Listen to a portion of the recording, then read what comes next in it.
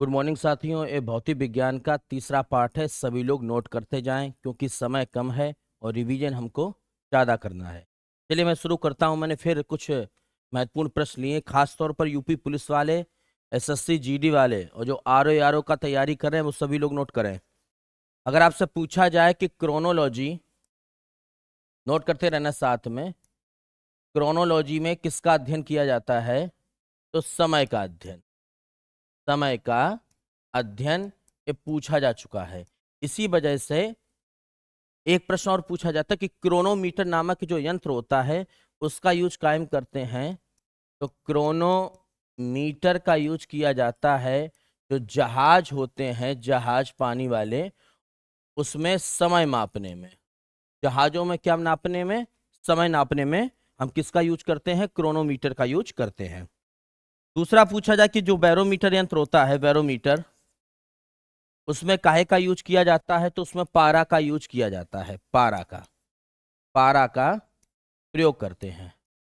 और बैरोमीटर द्वारा आप जानते हैं कि वायुमंडलीय दाब नापा जाता है। वायुमंडलीय दाब मापा जाता है। बैरोमीटर की एक खास बात और सुन लो, इसमें 3 पॉइंट हैं। अगर जो पारा है वो धीरे धीरे ऊपर बढ़ रहा है, बिल्कुल धीरे धीरे, इसका मतलब मौसम स्वच्छ है, साफ है। ठीक भाई। अगर पारा धीरे धीरे ऊपर बढ़ रहा है, पारा अगर धीरे धीरे नीचे आ रहा है, धीरे धीरे, तो समझो वर्षा होने वाली है। ठीक। और पारा अगर अचानक से नीचे आ गया, अचानक से धड़ाम से नीचे गिर गया, तो समझो कोई तूफान आने वाला है या आंधी आने वाली है। ये बात समझ गए सभी लोग? क्रोनोलॉजी बोलते हैं समय का अध्ययन। क्रोनोमीटर का यूज करते हैं जहाजों में समय मापने में। बैरोमीटर के द्वारा वायुमंडलीय दाब नापा जाता है, इसमें पारा का प्रयोग करते हैं। और अगर बैरोमीटर में पारा धीरे धीरे ऊपर उठ रहा है तो इसका मतलब है मौसम स्वच्छ व साफ है। पारा धीरे धीरे नीचे जा रहा है तो इसका मतलब वर्षा होने वाली है। और पारा अचानक से नीचे आ गया तो समझो तूफान व आंधी का संकेत है। आगे देखिए भाई, अगर आपसे पूछा जाए कि पानी का क्वथनांक कितना होता है, तो पानी का क्वथनांक होता है 100 डिग्री सेल्सियस, यानी 100 डिग्री सेल्सियस पर पानी उबलता है। ठीक भाई। एक बात और याद रखना कि ताप जब बढ़ता है, ताप बढ़ने पर ध्वनि की चाल ध्यान रखना, बढ़ेगी घटेगी नहीं। ताप बढ़ने पर ध्वनि की चाल बढ़ेगी। कैसे बढ़ेगी? जैसे अपने वायुमंडल का तापमान अगर अधिक है तो हमारी ध्वनि की चाल थोड़ी बढ़ जाती है, और कोहरा है, तापमान कम है, तो ध्वनि की चाल जो देखा होगा आपने वो कम हो जाती है। अगला, ऊष्मा चालन की अगर आपसे विधियां पूछी जाएं, ऊष्मा चालन की विधियां, तो ऊष्मा चालन की विधियां हैं 3। ध्यान रखना सभी लोग, ऊष्मा चालन की कितनी विधियां हैं? 3 हैं। नंबर 1 है चालन विधि, नंबर 2 है संवहन विधि, और नंबर 3 है विकिरण विधि। विकिरण विधि यानी ऊष्मा चालन की 3 विधियां हो गई, चालन, संवहन और विकिरण। ऊष्मा का एक जगह से जो दूसरी जगह स्थानांतरण होता है वो 3 प्रकार से होता है। ठोस में अगर ऊष्मा का स्थानांतरण होता है, ठोस में, तो वो किस विधि से होता है? चालन विधि से। जैसे एक कण से ऊष्मा दूसरे कण में, दूसरे कण से तीसरे कण में जाती है। जो द्रव गर्म होते हैं या गैस गर्म होती हैं वो किस विधि से गर्म होती हैं? संवहन विधि से गर्म होती हैं। द्रव व गैस संवहन विधि से गर्म होते हैं। ये भी याद रखना कि जो पृथ्वी गर्म होती है या पृथ्वी का जो वायुमंडल गर्म होता है, पृथ्वी का वायुमंडल, वो भी किस विधि से गर्म होता है? संवहन विधि से गर्म होता है। विकिरण विधि, जब ऊष्मा बिना किसी माध्यम से एक स्थान से दूसरे स्थान तक पहुंच जाए तो ये विधि कहलाती है विकिरण विधि। यानी सूर्य का प्रकाश और पृथ्वी तक अगर पहुंचता है, बिना किसी माध्यम के पहुंचता है क्योंकि बीच में तो निर्वात है, तो सूर्य का प्रकाश अगर पृथ्वी तक पहुंचता है तो किस विधि के द्वारा पहुंचता है? विकिरण विधि के द्वारा पहुंचता है। द्रव व गैस कैसे गर्म होते हैं? संवहन विधि के द्वारा गर्म होते हैं, और पृथ्वी का वायुमंडल भी इसी विधि से गर्म होता है। और ठोसों में ऊष्मा का संचरण किस विधि से होता है? तो चालन विधि से होता है। अगला आ जाओ। प्रकाश का रंग, किसी भी प्रकाश का रंग ध्यान रखना उसकी तरंग दैर्घ्य पर निर्भर करता है। किस पर निर्भर करता है? तरंग दैर्घ्य पर निर्भर करता है। तरंग दैर्घ्य पर निर्भर करता है। आपको ये भी मालूम होना चाहिए कि लाल रंग की तरंग दैर्घ्य जो होती है वो सर्वाधिक होती है और बैगनी रंग की तरंग दैर्घ्य सबसे कम होती है। ये मैं बता भी चुका हूं। आगे आ जाओ भाई। अगर आपसे पूछा जाए जो शुष्क बर्फ होती है, शुष्क बर्फ वो काहे की बनी होती है, तो वो ठोस कार्बन डाइऑक्साइड होती है। जो बर्फ होती है शुष्क बर्फ वो ठोस कार्बन डाइऑक्साइड होती है। अगला याद रखना, यांत्रिक ऊर्जा जो है, यांत्रिक ऊर्जा, यांत्रिक ऊर्जा अगर आपसे पूछा जाए किन दो ऊर्जाओं का योग है, तो आप सीधा सीधा आंसर बता देना, यांत्रिक ऊर्जा स्थितिज ऊर्जा, ये सब आए हुए प्रश्न बोल रहा हूं मैं, और प्लस गतिज ऊर्जा का योग है। गतिज ऊर्जा का योग है। अगर आपसे पूछा जाए कि यांत्रिक ऊर्जा किसका योग है, तो यांत्रिक ऊर्जा स्थितिज ऊर्जा और गतिज ऊर्जा का योग है। अब आगे सुनना। स्थितिज ऊर्जा क्या होती है? जो खिंची हुई स्प्रिंग होती है, हमने कोई स्प्रिंग ली उसको खींच दिया, तो खिंची हुई जो स्प्रिंग होती है या खिंची हुई कोई रबड़ है, उसमें उसकी स्थिति के कारण जो ऊर्जा उत्पन्न हुई है वो स्थितिज ऊर्जा होती है। यानी खिंची हुई कोई वस्तु है, खिंची हुई वस्तुओं में कौन सी ऊर्जा होती है? तो स्थितिज ऊर्जा होती है। एक बात और याद रखना, गतिज ऊर्जा का अगर तुमसे सूत्र पूछा जाए तो गतिज ऊर्जा का फार्मूला होता है K बराबर हाफ mv²। याद रहेगा भाई, गतिज ऊर्जा का फार्मूला होता है K बराबर हाफ mv²। ठीक, चलो भाई कैमरा ने जरा सेट कर लें, अब हो गया। आगे बढ़े भाई, चलो अगला देखो भाई। नेक्स्ट अगर आपसे पूछा जाए, ये तो सबको मालूम होगा कि प्रकाश का तरंग सिद्धांत, प्रकाश का तरंग सिद्धांत किसने दिया था? ये प्रश्न रिपीटेड है। तो प्रकाश का तरंग सिद्धांत दिया था हाइगेंस ने। किसने दिया था? हाइगेंस ने प्रकाश का तरंग सिद्धांत दिया था। दूसरा पूछा जाए कि चंद्रमा पर गुरुत्वाकर्षण कितना है? चंद्रमा पर गुरुत्वाकर्षण कितना है? तो पृथ्वी का 1/6 है। कितना है भैया? 1/6 है। यानी वहां पर गुरुत्वाकर्षण बल जो है वो थोड़ा कम रहता है। अगला, सूर्योदय के समय और सूर्यास्त के समय, सूर्योदय के समय और सूर्यास्त के समय जो सूर्य का रंग कैसा होता है? लाल दिखाई पड़ता है। कैसा दिखाई पड़ता है? लाल दिखाई पड़ता है। यह प्रकाश की कौन सी घटना है? तो प्रकाश का प्रकीर्णन है। क्या है भैया? प्रकाश का प्रकीर्णन। अब क्या होता है प्रकीर्णन? प्रकीर्णन माने होता है फैलना। जैसे एक बात समझ लो, लाल रंग की तरंग दैर्घ्य अधिक है तो उसका प्रकीर्णन जो है वो कम होगा, और कम होने की वजह से कि सूरज के आसपास ही वो लाल रंग चिपक के रह जाएगा। इस वजह से सूर्योदय के समय और सूर्यास्त के समय सूर्य कैसा दिखाई पड़ता है? लाल दिखाई पड़ता है। क्लियर? आगे आ जाओ। ऊष्मा गतिकी का जो प्रथम नियम है, ऊष्मा गतिकी का प्रथम नियम क्या कहलाता है? तो ऊष्मा गतिकी का प्रथम नियम कहलाता है ऊर्जा संरक्षण का नियम। ऊर्जा संरक्षण का नियम कहलाता है। क्यों कहलाता है? कि ऊर्जा ना तो उत्पन्न होती है और ना ही नष्ट होती है, इसका केवल रूप बदला जा सकता है। इसी वजह से ऊष्मा गतिकी के प्रथम नियम को ऊर्जा संरक्षण का नियम कहते हैं। मैं शॉर्टकट में लिख रहा हूं। ठीक, अगला, जो जितने भी हमारे रॉकेट उड़ते हैं वो किस सिद्धांत पर उड़ते हैं? वो संवेग संरक्षण के सिद्धांत पर उड़ते हैं। ध्यान रखना, रॉकेट किस सिद्धांत पर उड़ते हैं? तो संवेग संरक्षण के सिद्धांत पर उड़ते हैं, जो न्यूटन के किस नियम में आधारित है? न्यूटन के तीसरे नियम पर आधारित है। तीसरे नियम पर ये ध्यान रखना भैया कि रॉकेट संवेग संरक्षण के सिद्धांत पर उड़ते हैं, जो कि न्यूटन के तीसरे नियम में बताया भी गया है। अगला, टॉर अगर आपसे पूछा जाए किसका मात्रक है, तो टॉर दाब का मात्रक है। किसका मात्रक है?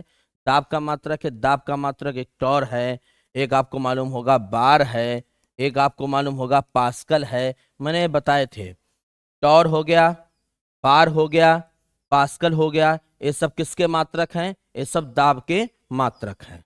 क्लियर? आगे आ जाओ। एक गैलन में कितने लीटर होते हैं? एक गैलन तो 3.785 लीटर के बराबर एक गैलन होता है। 3.785। अगर आपसे पूछा जाए एक बैरल कितने लीटर के बराबर होता है, बैरल, तो एक बैरल 159 लीटर के बराबर होता है। एक गैलन में 3.785 लीटर हो गया और एक बैरल में 159 लीटर होते हैं। अगर आपसे पूछा जाए कि एक बार कितने के बराबर होता है, तो 10⁵5 पास्कल के बराबर होता है। 10⁵5 पास्कल। बार किसका मात्रक है? दाब का मात्रक है। पास्कल भी दाब का मात्रक है और टॉर भी दाब का मात्रक है। लेकिन एक बार कितने के बराबर होता है? 10⁵5 पास्कल के बराबर होता है। ठीक, आगे आ जाओ। नेक्स्ट, अगर आपसे पूछा जाए किसी भी तारे का रंग, तारे का रंग किस पर निर्भर करता है? तो किसी भी तारे का रंग निर्भर करता है उसके पृष्ठीय ताप पर। उसके पृष्ठ का ताप जो होता है उसी पर तारे का रंग निर्भर करता है। तो पृष्ठीय ताप पर तारे का रंग निर्भर करता है। ठीक भाई। और एक बात और इन्होंने क्वेश्चन पूछा है कि नीले रंग का जो तारा होता है, नीले रंग का तारा अपना अधिकतम तापमान प्रदर्शित करता है। अधिकतम तापमान प्रदर्शित करता है। इसका मतलब ये हुआ कि जब तारे का रंग नीला होगा तो अपना वो अधिकतम तापमान आपको प्रदर्शित करेगा। ठीक भाई। अगला, जो सूक्ष्मदर्शी होती है, सूक्ष्मदर्शी, सूक्ष्मदर्शी का आविष्कार किसने किया था? जॉनसन ने किया था। जॉनसन ने। किसने किया था? जॉनसन ने, जिसको माइक्रोस्कोप भी बोलते हैं। और सूक्ष्मदर्शी में क्या होता है, जो पृथ्वी में बनता है वो काफी बड़ा बनता है। यानी सूक्ष्मदर्शी का अगर पृथ्वी में पूछा जाए तो आभासी बनेगा। भाई वास्तविक स्थिति से अगर बड़ा बन रहा है तो आभासित होगा, आभासी बनेगा, उल्टा बनेगा, और वस्तु से कैसा बनेगा? बड़ा बनेगा। ध्यान रखना, सूक्ष्मदर्शी का आविष्कार किया था जॉनसन ने। यहां पर जो पृथ्वी में बनेगा वो आभासी और उल्टा और बड़ा बनेगा। राइटिंग खुद ही समझ लेना। ध्यान रखना। कैमरा, कैमरा में किस लेंस का प्रयोग होता है? तो उत्तल लेंस का प्रयोग होता है। उत्तल लेंस का प्रयोग किया जाता है। अवतल पर टिक मत कर देना, उत्तल लेंस का प्रयोग किया जाता है। अगला, जो पनडुब्बी होती हैं उनमें, या ऐसे समझ लीजिए समुद्र में कोई व्यक्ति बैठा हुआ है, उसको अगर बाहर देखना है, बाहर की ओर, ठीक, तो किस यंत्र का प्रयोग करते हैं? तो पेरिस्कोप। पेरिस्कोप का यूज किया जाता है समुद्र से बाहर देखने में या पानी के अंदर से बाहर देखने के लिए, बाहर देखने के लिए।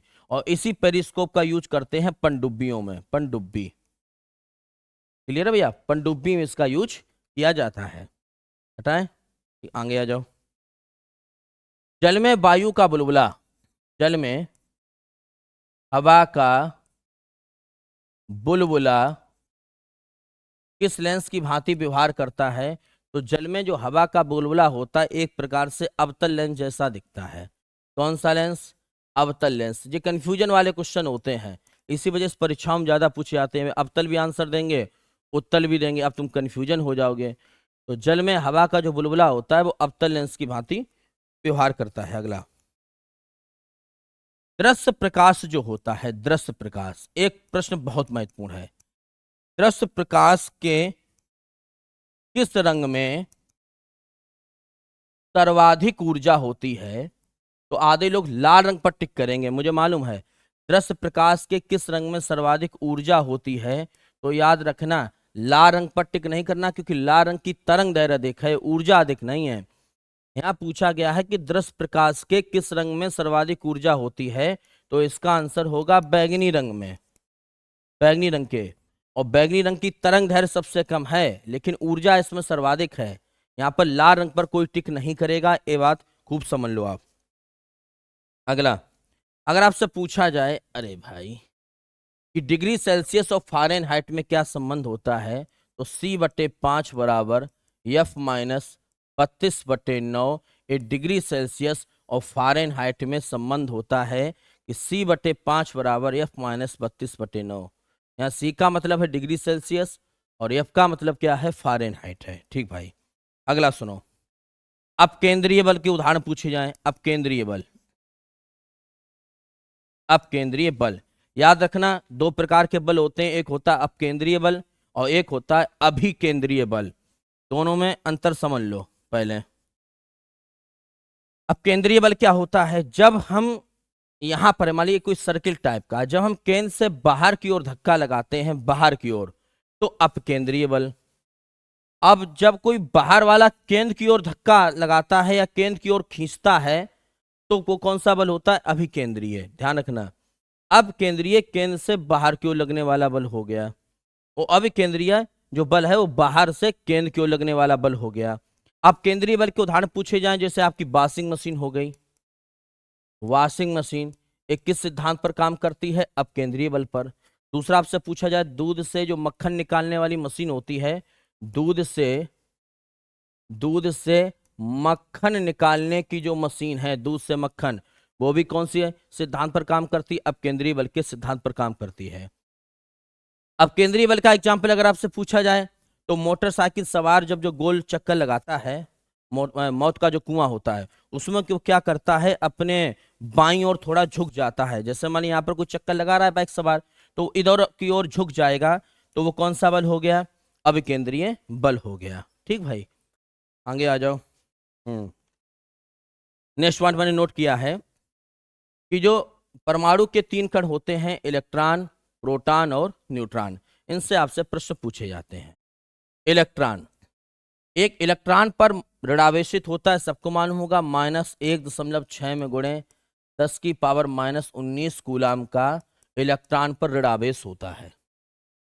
प्रोटॉन पर 1.6 में गुणे 10⁻⁻19 कूलाम का, ध्यान रखना, धनावेश होता है। यानी इलेक्ट्रॉन ऋणावेशित कण है और प्रोटॉन कैसा कण है, धनावेशित कण है। जितना इलेक्ट्रॉन पर आवेश है उतना ही प्रोटॉन पर आवेश होता है। न्यूट्रॉन पर कोई आवेश नहीं होता है, उदासीन कण माना जाता है। ठीक भाई, इलेक्ट्रॉन, प्रोटॉन, न्यूट्रॉन, न्यूट्रॉन पर कोई आवेश नहीं होता है, ये उदासीन माना जाता है और ये अस्थाई कण होता है। अस्थाई कण होता है। कैसा कण होता है, अस्थाई कण। और परमाणु जो भट्टी होती है, जिसके द्वारा बिजली का उत्पादन किया जाता है और जिसमें नाभिकीय विखंडन की क्रिया होती है, तो उसमें किन कणों का यूज करते हैं, तो इलेक्ट्रॉन का यूज नहीं करते, ना प्रोटॉन का। किसका यूज करते हैं, न्यूट्रॉन का यूज करते हैं। काय में, परमाणु भट्टी में हम किसका यूज करते हैं, तो न्यूट्रॉन का यूज करते हैं। ये भी याद रहेगा आपको। ठीक, अगला, अगर आपसे पूछा जाए कि भारत में परमाणु ऊर्जा के जनक, तो सबको मालूम होना चाहिए कि भारत में परमाणु ऊर्जा के जनक हैं डॉक्टर होमी जहांगीर भाभा। ठीक, डॉक्टर होमी जहांगीर, ठीक, इन्हीं के नाम से Bhabha atomic research centre bark बना हुआ है। इन्हीं के नाम से Bhabha atomic research centre bark बना हुआ है। कहाँ पर, ट्राम्बे। और ट्राम्बे कहाँ पड़ता है, महाराष्ट्र में। एमएच लिख रहा हूँ, अब सौटी में काम चलेगा यार, इतना समय नहीं है। ठीक, अगला, पृथ्वी पर सबसे मजबूत बल पूछा जाए, सबसे मजबूत बल, तो आप याद रखना, कोई गुरुत्वाकर्षण बल नहीं बताएगा, ना कोई घर्षण बल बताएगा, नाभिकीय बल है। प्रश्न पूछा जा चुका है, नाभिकीय बल। पृथ्वी पर सबसे मजबूत बल कौन सा है, तो नाभिकीय बल है। ठीक, अगला, एक गीजर मूलर काउंटर, ये बताइए क्या होता है। गीजर मूलर काउंटर से क्या नापा जाता है, गीजर मूलर काउंटर से क्या नापते हैं, तो रेडियो एक्टिवता। क्या नापते हैं, रेडियो एक्टिवता। रेडियो एक्टिवता नापी जाती है, किससे नापी जाती है, गीजर मूलर काउंटर से नापी जाती है। ठीक, जो आपकी शुष्क सेलें होती हैं, जिनमें तेजाब वगैरह नहीं भरी होती हैं, उसमें कौन सा पदार्थ भरा होता है, तो जितनी भी शुष्क सेलें होती हैं उनमें हम लोग नौसादर भरते हैं। क्या भरते हैं, नौसादर। नौसादर को बोलते हैं अमोनियम क्लोराइड, NH4Cl2। ठीक भाई, NH4Cl2 भरा जाता है। अगला, ग्रेफाइट ऐसा एक कार्बन का अपरूपक है, ग्रेफाइट। ग्रेफाइट के बारे में समझ लो, जो विद्युत का सुचालक है, जो पेंसिलों में भरा होता है भाई मेरे, विद्युत का सुचालक है, लेकिन ऊष्मा का कैसा होता है? ऊष्मा का कुचालक होता है। ऊष्मा का कुचालक, याद रहेगा। ग्रेफाइट कार्बन का प्रूपक है, पेंसिल में भरा होता, देखा होगा आपने। तो विद्युत का तो वो सुचालक हो गया, लेकिन ऊष्मा का क्या होता है? कुचालक होता है। ठीक। जो विद्युत बल्ब होते हैं हमारे, विद्युत बल्ब, उसमें किस धातु का प्रयोग किया जाता है? तो टंगस्टन धातु का प्रयोग किया जाता है। उसका जो फिलामेंट लगा होता है तार ऐसा, वो टंगस्टन का होता है। और टंगस्टन का इस वजह से होता है, इसका गलनांक बहुत उच्च होता है, जल्दी गलता नहीं है। टंगस्टन धातु का गलनांक जो है बहुत उच्च होता है, इसी वजह से विद्युत बल्ब में टंगस्टन धातु का यूज करते हैं। आ जाओ ट्यूबलाइट। अब तो उतनी नहीं चलती हैं। ट्यूबलाइट में क्या करते हैं हम? आर्गन भर देते हैं और पारा की वाष्प, पारा की वाष्प भरी जाती है। यानी पारा की वाष्प के साथ यहां पर आर्गन कैसी गैस है? अक्रिय गैस भरते हैं। सक्रिय भर दोगे तो अंदर विस्फोट हो जाएगा, आग लग जाएगी। इसलिए आर्गन भर देते हैं और साथ में पारा की वाष्प भरी जाती है। किसमें? ट्यूबलाइट में। अगला पढ़ाएं भाई। इसके बाद आ जाओ ट्यूबलाइट। अगला है halogen lamp. Halogen lamp. Halogen lamp की बात करें, हेलोजन आप जानते हैं थोड़ा पीला पीला रंग का, शादियों में देखा होगा ना, वो लगाते हैं इस बड़ी फोकस लाइट। तो हेलोजन लैंप में क्या भरा होता है? एक तो हम लोग सोडियम भरते हैं। क्या भरते हैं? सोडियम। सोडियम पीले रंग का होता है, और साथ में टंगस्टन धातु का फिलामेंट लगा होता है। इसी वजह से हेलोजन लैंप जो है वो पीले रंग की दिखाई पड़ती है। तो हेलोजन लैंप में सोडियम और टंगस्टन धातु का प्रयोग किया जाता है। अगला, हाँ भाई, ये ध्यान रखना, माइक्रोफोन। माइक्रोफोन क्या करता है? और एक होता है लाउड स्पीकर। माइक्रोफोन होता है, एक होता है लाउड स्पीकर। तो माइक्रोफोन विद्युत ऊर्जा को ध्वनि ऊर्जा में बदलता है। सॉरी, ध्वनि ऊर्जा को, कहाँ दिमाग चला गया, विद्युत ऊर्जा में बदलता है। ठीक भाई, ध्वनि ऊर्जा को विद्युत ऊर्जा में बदलता है माइक्रोफोन। जबकि जो लाउड स्पीकर है डीजे, वो विद्युत ऊर्जा को ध्वनि ऊर्जा में बदलता है। याद रहेगा भैया, दोनों में डिफरेंस समझ लो। माइक्रोफोन ध्वनि ऊर्जा को विद्युत में, और लाउड स्पीकर विद्युत ऊर्जा को ध्वनि ऊर्जा में बदलता है। ठीक भाई, जितनी संचायक शैलें हैं, संचायक शैलें, चाहे वो लेड संचायक शैलें हो चाहे शुष्क शैलें हो, उनमें जो धारा बहती है वो डीसी होती है, दिष्ट धारा होती है। कौन सी होती है? डीसी होती है। अब एक बात और याद रखना, जो ट्रांसफार्मर होता है, ट्रांसफार्मर, वो एसी धारा के लिए प्रयोग किया जाता है, प्रत्यावर्ती धारा के लिए प्रयोग किया जाता है। ठीक, और एक अपचाई के रूप में काम करता है। यानी ट्रांसफार्मर एसी को डीसी में नहीं बदलेगा, ना डीसी को एसी में बदलेगा। वो क्या करेगा? वोल्टेज को घटाने बढ़ाने में काम करता है, एक अपचाई के रूप में काम करता है। ठीक, हो गया भाई, आगे आ जाओ। और कौन से क्वेश्चन बचे? बता दिया मैंने। ओके, ठीक भाई। अब आगे हम देखते हैं, कुछ आपसे वो पूछे आएंगे कि यंत्र, किस यंत्र का यूज किस में किया जाता है। तो पहले यंत्र समझ लो, ये बहुत इंपॉर्टेंट है। हम्म। चलो भाई, आगे स्क्रीन पे दिख रहा है सबको? बड़ा बड़ा कर दें, ज्यादा ही बड़ा हो गया। अब दिखाई पड़ रहा है? हाँ भाई, देखो, और जूम करें क्या यार? अरे यार, चल भाई, इतना सही? ठीक है, देखो भाई, एक एक करके देखो। पॉलीग्राफ। पॉलीग्राफ के द्वारा क्या होता है? झूठ का पता लगाने वाला यंत्र है। पॉलीग्राफ टेस्ट किया जाता है, जैसे मान ली बड़े बड़े जो कांड हो जाते हैं, उसमें पॉलीग्राफ टेस्ट होता है। ठीक, पॉलीग्राफ याद रखना।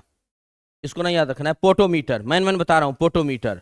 पौधों में बाष्प उत्सर्जन की अगर दर नापनी है, बाष्प उत्सर्जन का अगर दर नापना है, तो किस यंत्र का यूज करते हैं? तो पोटोमीटर का यूज किया जाता है। ध्यान रखना, पॉलीग्राफ हो गया झूठ का पता लगाने वाला यंत्र हो गया, और पोटोमीटर पौधों में बाष्प उत्सर्जन की दर मापने का यंत्र है। ठीक भाई, अगला ये वाला याद रखना, जिसमें मैं उंगली कर रहा हूँ वही ध्यान रखना। Pier heliometer. पायर हिलियोमीटर का यूज करते हैं सूर्य का विकिरण मापने में। ठीक, सूर्य का विकिरण मापने में पायर हिलियोमीटर का यूज किया जाता है। अगला, सिस्मोमीटर। सिस्मोमीटर का यूज करते हैं भूकंप की तीव्रता नापने में, ठीक, भूकंप की तीव्रता मापने में यूज करते हैं, ठीक। अगला स्पीडोमीटर, मोटर गाड़ियों की गति मापने का यंत्र है स्पीडोमीटर। स्पीडोमीटर जानते हो आप, वो नहीं स्पीडोमीटर मोटरसाइकिल में लगा होता है, तो स्पीडोमीटर का नाम ही है स्पीड नापने का यंत्र, ठीक। स्फिग्नोमैनोमीटर, स्फिग्नोमैनोमीटर के द्वारा क्या होता है, आपका रक्त दाब नापा जाता है, वो पट्टा ऐसा बांध देते हैं डॉक्टर ब्लड प्रेशर नापने के लिए। तो स्फिग्नोमैनोमीटर के द्वारा क्या होता है, आपका रक्त दाब नापा जाता है। अगला स्टेथोस्कोप, स्टेथोस्कोप को बोलते हैं देसी भाषा में आला, सुना ही, डॉक्टर लगाता है कान में और रख देता है तुम्हारी छाती पर। तो स्टेथोस्कोप द्वारा हृदय व फेफड़ों की आवाज सुनने का यंत्र है। स्टेथोस्कोप हृदय व फेफड़ों की आवाज सुनने का यंत्र है। टैकोमीटर वायुयान की गति मापने का यंत्र है, फिर समझ लो, टैकोमीटर वायुयान की गति मापने का यंत्र है। थर्मामीटर सबको मालूम, हटाओ इसको। यूडोमीटर, यूडोमीटर के द्वारा वर्षा मापी जाती है। यूडोमीटर के द्वारा वर्षा मापक यंत्र है। अब दो यंत्र हैं, एक तो यूडोमीटर है और दूसरा याद रखना रेन गेज, नोट करते जाओ भाई, रेन गेज, दो हैं वर्षा मापने के यंत्र, एक तो हो गया यूडोमीटर और दूसरा हो गया रेन गेज, ठीक। वेंचुरीमीटर, वेंचुरीमीटर के द्वारा क्या होता है कि द्रव जो होते हैं उनके प्रवाह की गति मापी जाती है। वेंचुरीमीटर के द्वारा द्रवों के प्रवाह की गति मापी जाती है, ठीक। अगला बोल्ट मीटर, और बोल्ट मीटर द्वारा आप जानते हो विभवांतर मापने का यंत्र है। बोल्ट मीटर के द्वारा विभवांतर नापा जाता है। अगले पेज पर आओ। पॉलीग्राफ हो गया, चलो आगे आओ, ठीक।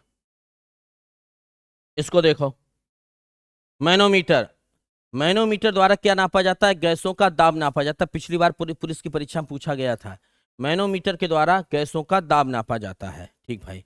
अगला आ जाओ, ये सब छोड़ो, कुछ नहीं, हाँ ये आ जाओ, फोनोमीटर, फोनोमीटर के द्वारा ध्वनि की तीव्रता को ज्ञात करने का यंत्र है, या नोट कर लेना, फोनोमीटर ध्वनि की तीव्रता को ज्ञात करने का यंत्र है। अगला आ जाओ,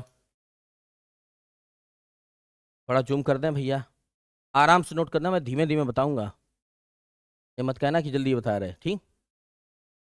अगला कार्बोरेटर, कार्बोरेटर का यूज किया जाता है कि जो पेट्रोल इंजन होते हैं उनमें कार्बोरेटर का यूज किया जाता है, बोल देखते गांव में बोलते हैं कार्बोरेटर खराब हो गया, वही है कार्बोरेटर। अगला क्रोनोमीटर, क्रोनोमीटर द्वारा क्या होता है कि पानी के जो जहाज हैं उनमें सही समय पता लगाने के लिए क्रोनोमीटर का यूज किया जाता है, ठीक।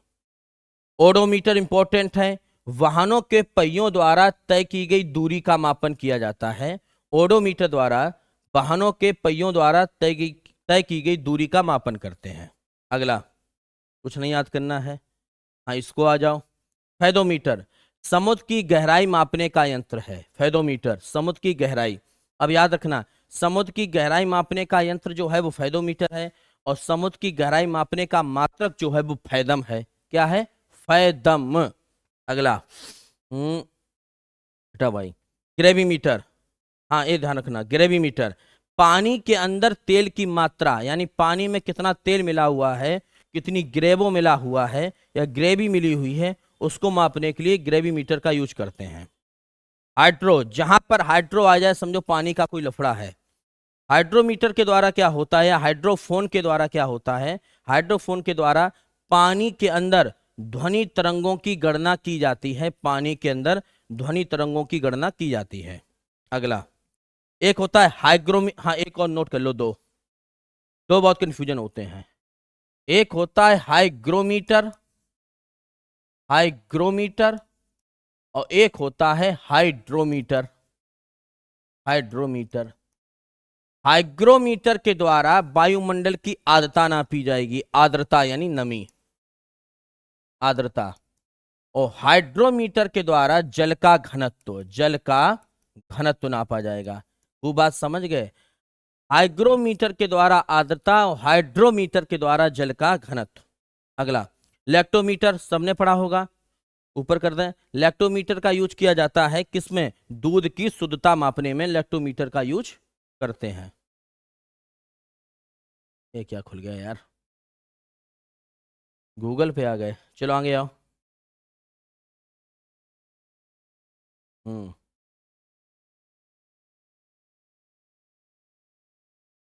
ठीक, अगला आ जाओ। स्टेथोस्टेकोमीटर हो गया, यूडोमीटर हो गया। ठीक, नेक्स्ट आओ। बता चुका हूँ मैं। आगे आओ। ये भी बता चुका हूँ। हाँ भाई।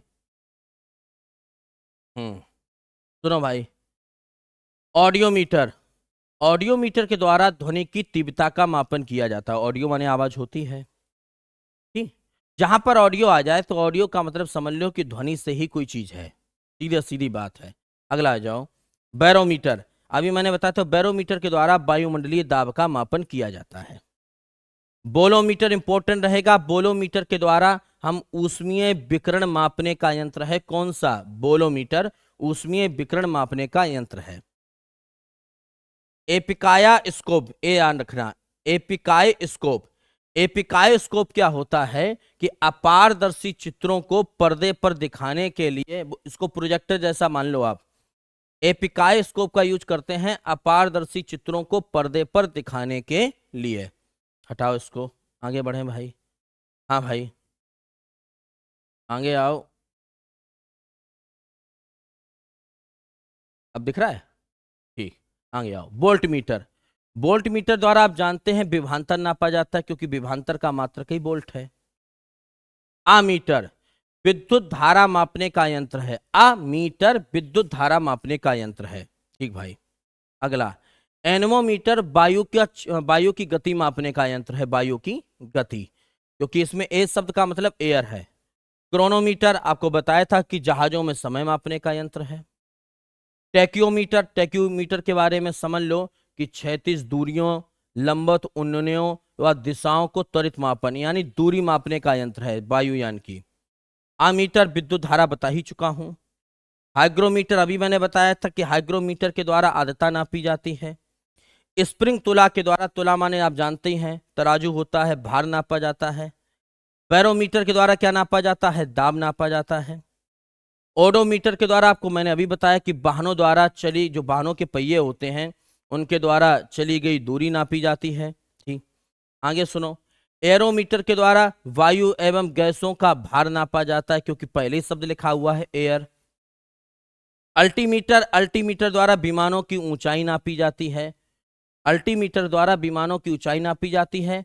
और टैकोमीटर द्वारा विमान ने कितनी दूरी तय की है वो नापी जाती है। ठीक, एनेमोमीटर, ए शब्द आ गया। एनेमोमीटर द्वारा क्या होता है? वायु की गति नापी जाती है। अगला, हम्म, फिर आ जाओ, खूब रट लो, आज कायदे से। एंडोस्कोपी। एंडोस्कोपी क्या होती है? शरीर के आंतरिक भागों की जांच करने के लिए एंडोस्कोपी का यूज करते हैं। और आपको ये भी मालूम होगा एंडोस्कोपी किस सिद्धांत पर काम करती है? पूर्ण आंतरिक परावर्तन के सिद्धांत पर काम करती है।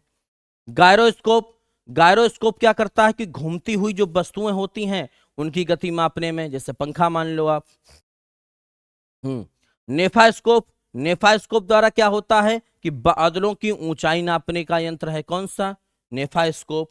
गायरोस्कोप घूमती हुई वस्तुएं। एंडोस्कोप शरीर के आंतरिक भागों की जांच।